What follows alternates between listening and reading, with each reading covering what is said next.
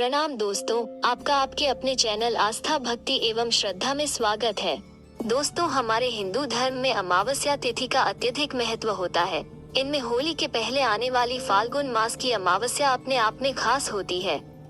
फाल्गुन मास में आने वाली अमावस्या को फाल्गुन अमावस्या कहते हैं। यह हिंदू वर्ष की अंतिम अमावस्या भी होती है। फाल्गुन अमावस्या महाशिवरात्रि के पर्व के एक दिन बाद आती है। ये अमावस्या पितरों को मोक्ष दिलाने वाली होती है। इस दिन लोग अपने पितरों की आत्मा की शांति के लिए दान, तर्पण और श्राद्ध करते हैं। इस दिन धार्मिक तीर्थ स्थलों पर स्नान करना बहुत ही शुभ माना जाता है। दोस्तों, आइए जानते हैं फाल्गुन अमावस्या का महत्व, पूजा विधि, तिथि और मुहूर्त, फाल्गुन अमावस्या की पौराणिक कथा और कुछ सरल और असरदार उपायों के बारे में। इसलिए पूरी जानकारी के लिए वीडियो को अंत तक जरूर देखें और अगर आप मेरे चैनल में नए आए हैं तो सब्सक्राइब करना ना भूलें। दोस्तों, आइए सबसे पहले जानते हैं फाल्गुन अमावस्या का महत्व। मान्यता है कि मृत्यु के बाद आत्माएं पितृलोक पहुंचती हैं। यह आत्माओं का अस्थायी निवास होता है और जब तक उनके भाग्य का अंतिम निर्णय नहीं हो जाता, उन्हें पितृलोक में ही रहना होता है। इस अवधि में उन्हें भूख और प्यास की अत्यंत पीड़ा सहन करनी पड़ती है, क्योंकि वे स्वयं कुछ भी ग्रहण करने में समर्थ नहीं होते।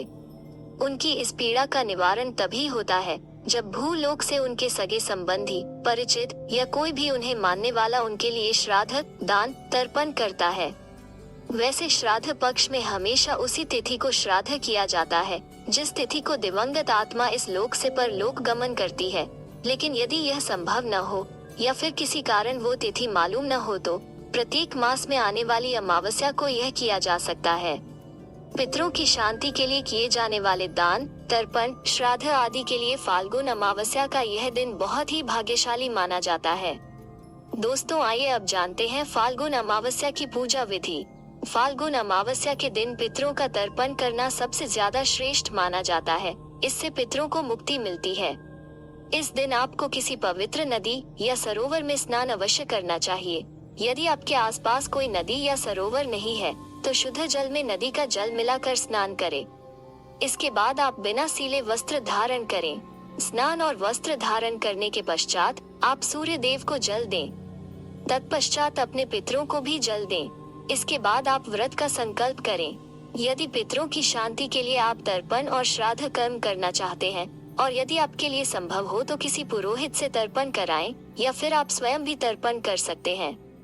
इसके पश्चात जहाँ पर आपके पितरों का स्थान है या फिर जहाँ पर उनकी तस्वीर लगी हुई है, उसके नीचे के स्थान को अच्छी तरह से साफ कर लें। इसके बाद आप उस स्थान पर एक देशी घी का दीपक जला दें।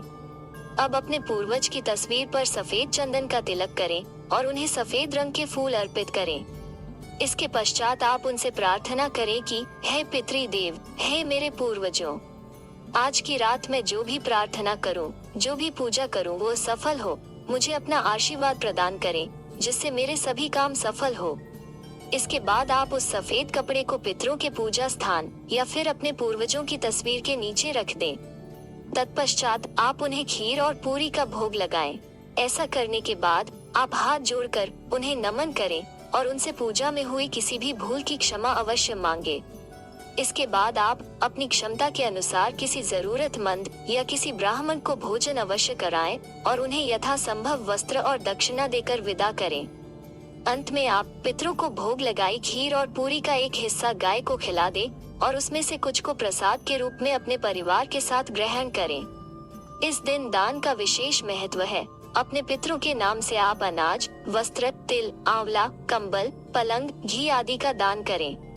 दोस्तों, आइए अब जानते हैं फाल्गुन अमावस्या की तिथि और मुहूर्त। वर्ष 2022 में फाल्गुन अमावस्या 2 मार्च 2022 को बुधवार के दिन है। अमावस्या तिथि आरंभ होगी 2 मार्च 2022 को तड़के 1:03 से तथा अमावस्या तिथि समाप्त होगी 2 मार्च 2022 को रात्रि 11:07 पर। दोस्तों, आइए अब सुनते हैं फाल्गुन अमावस्या की पौराणिक कथा। पौराणिक कथा के अनुसार एक बार दुर्वासा ऋषि ने क्रोध में आकर देवराज इंद्र और सभी देवताओं को श्राप दे दिया था, जिसके कारण सभी देवता कमजोर हो गए। इस मौके का फायदा उठाकर दैत्यों ने देवताओं पर आक्रमण कर दिया और उन्हें परास्त कर दिया। जिसके बाद सभी देवता भगवान विष्णु के पास पहुँचे और भगवान विष्णु को इसके बारे में बताया। तब उन्होंने देवताओं को सलाह दी कि वो दैत्यों के साथ मिलकर समुद्र मंथन करें।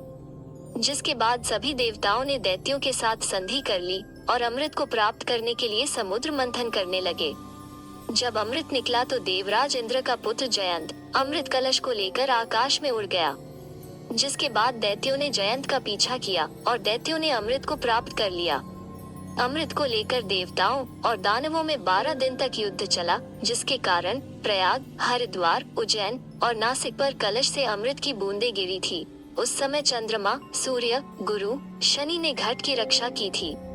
इस कलह को बढ़ते देख भगवान विष्णु ने मोहिनी रूप रखा और देवताओं को छल से अमृत ग्रहण करवा दिया।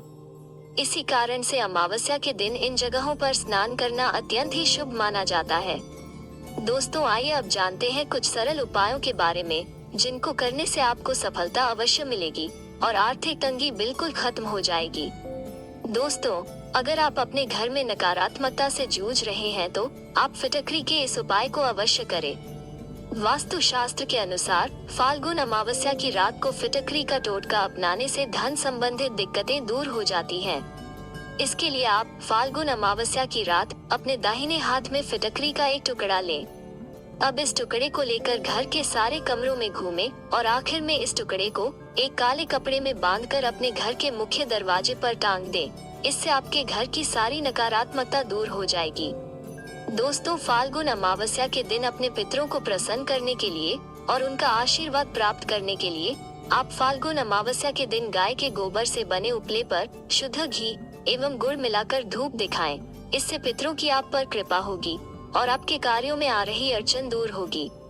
दोस्तों, फाल्गुन अमावस्या के दिन माँ लक्ष्मी की कृपा पाने के लिए और अपनी आर्थिक समस्याओं को खत्म करने के लिए आप फाल्गुन अमावस्या की शाम अपने घर के ईशान कोण में गाय के घी का दीपक जलाएं। बत्ती में रुई के स्थान पर आप लाल रंग के धागे का उपयोग करें। यदि आपके लिए संभव हो तो दीपक में थोड़ा केसर भी डालें। ऐसा करने से माँ लक्ष्मी का आशीर्वाद आपको प्राप्त होगा और आपके घर में संपन्नता आएगी। दोस्तों, अगर आप अपनी किसी इच्छा की पूर्ति चाहते हैं तो आप इस वर्ष की फाल्गुन अमावस्या के दिन भगवान श्री गणेश जी के दर्शन अवश्य करें। ऐसा इसलिए है क्योंकि इस वर्ष फाल्गुन अमावस्या बुधवार को पड़ रही है। इस दिन गणेश अथर्व शीर्ष का पाठ करना भी बहुत शुभ माना जाता है। दोस्तों, अपने जीवन में आ रही परेशानियों से छुटकारा पाने के लिए आप फाल्गुन अमावस्या के दिन मछलियों को आटे की गोलियां खिलाएं। मछलियों को आटे की गोलियां खिलाने से आपको लाभ होगा और आपके जीवन की परेशानियों का अंत होगा। अगर आपको मेरा वीडियो अच्छा लगा हो तो इसे लाइक करना न भूले तथा मेरे चैनल को सब्सक्राइब जरूर करें। अगर आपके कोई सुझाव है तो उन्हें प्लीज कमेंट में जरूर बताएं। धन्यवाद।